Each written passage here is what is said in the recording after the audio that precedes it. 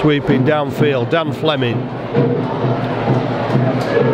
into the Bulldogs defence, 5 metres out, switch of play. Johnson gets it away and Grady in for the first try. Batley haven't even touched the ball yet. Halifax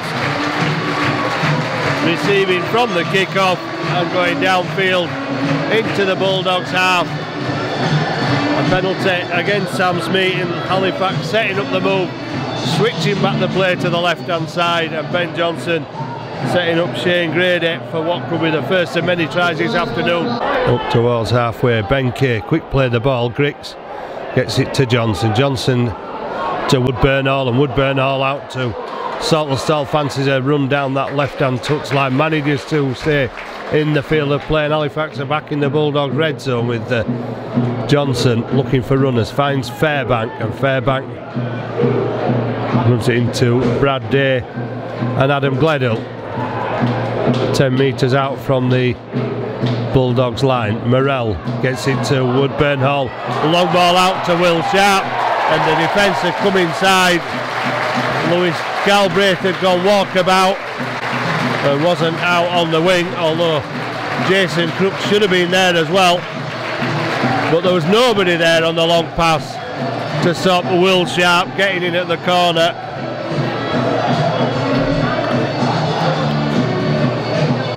Halifax defenders have been drawn into the middle, and Brad Day trying to take the inside ball, but the numbers in defence were still there for Halifax's.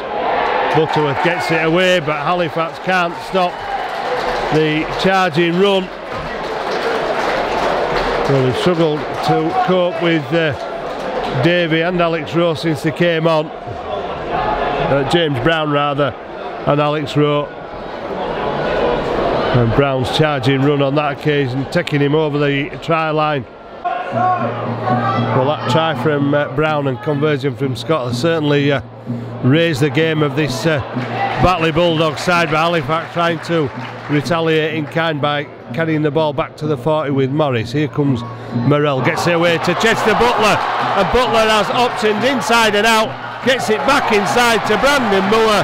Well, the Halifax suspense was split moments ago, and Halifax have done exactly the same with Morrell supplying Chester Butler, and Butler with options inside and out, and opting quite sensibly to go for the inside option, and Brandon Moore on hand to race away to the right hand side of the uprights. Can they do a little better this time? Johnson gets it away to Woodburn Hall. Well, they can do better. Woodburn Hall dropped one off Johnson early in the first half, but making no mistake this time. And Halifax this time made the Bulldogs suffer, with James Woodburn Hall running in off Ben Johnson's pass, and Halifax taking a more comfortable looking 18 points to 6 lead into the half-time break. This match kicking off an hour later, of course, due to England's involvement in the football team in the World Cup. Ben Heaton almost away then. The Bulldogs defenders still trying to bring him down as he gets up to play the ball. Ed Barber put down, but it's making the yards for Halifax back towards that Bulldogs try line. Brandon Moore to Griggs, Griggs out to Woodburn Hall, Woodburn Hall to Tyler Saltonstall down the touchline, kick inside. Well, Woodburn Hall won't get to it because Harrison was shouldering him away, but Brandon Moore will. Well, Saltonstall did extremely well there, was hugging the touchline, knew he wasn't going to get the distance, and a little kick off the inside, of the outside of the right foot infield. And Woodburn Hall was in the chase, but Harrison wasn't going to let him get to it, but Harrison couldn't stop Brandon Moore touching down. Halifax get the all-important score in the second half. They finished up 10 metres further out from the line than when they started with that particular passage of play. Brad Day will run it up to the defence to get some plays it quickly. Butterworth from acting half to Gledhill, and Gledhill just back on the field is able to reach out and put the ball down off Butterworth's pass. 15 metres out. Brandon Moore to the right hand side with Morrell to Woodburn Hall. Not the best of passes. Woodburn Hall does well to take it down by his knees and decided to take on the defence. Probably didn't have time or composure to get the pass away. Elliot Moritz does well to take the pass off Brandon Moore, considering the completion rate of Halifax this afternoon. Tangata to Griggs to Woodburn Hall on this side of the field, and Saltonstall will be in for the try. Danny Morn of the Batley coaching staff complaining to the referee about a forward pass there while he was stood behind the in-goal area, but James Saltonstall, that's the kind of pass he wants, to put him in at the corner. The provider turns try scorer. Well, he was the first man to touch that ball in that set of 6 when James Harrison opted for the long pass as Batley tried to sack players down this near side.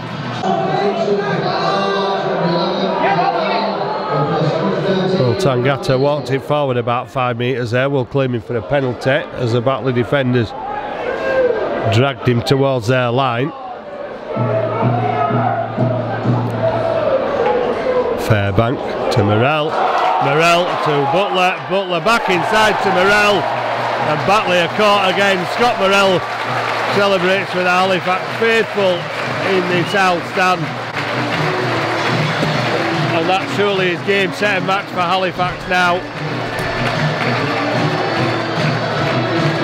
And it's Chester Butler becoming almost trademark that break through the defence. He did it in the first half to send Brandon Moore away. He's done it in the second half to send Morrell away, although the pass was surprised by Morrell originally. Tries to go through the middle of the defence, plays in quickly, picked up, scooted away. Morris steps out of the tackle. Morris pushing forward, gets Halifax back in the Batley red zone. Woodburn Hall, who's looked good on his reappearance after injury. Tangata with a 2 steps from Tangata, and the power and the pass away to Ben Johnson. The little flick out of the right hand side. But what about the set from Adam Tangata? They are leaving 2 defenders in his wake. Well, if he ever needed to stand off, Adam Tangata might be able to step up to that after that little foray through the Batley defence, and then the offload to Johnson, and Halifax have hit the 40-point mark again. So Halifax need to win away at Barrow. There's no reason they can't do it. They're capable of it, but Barrow's home form much better than their away form. But Halifax, good ball inside to Barber. Barber has Morris in support. Can he outstrip Manning? Barber gets, well, he doesn't need to. Ed Barber didn't need to make the effort to get up there. Manning did a good job of bringing Barber down, but Ed Barber able to pop the ball up for Elliot Morris.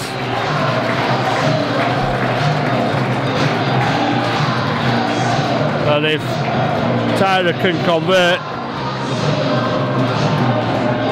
it'll take Halifax 4 to the 50.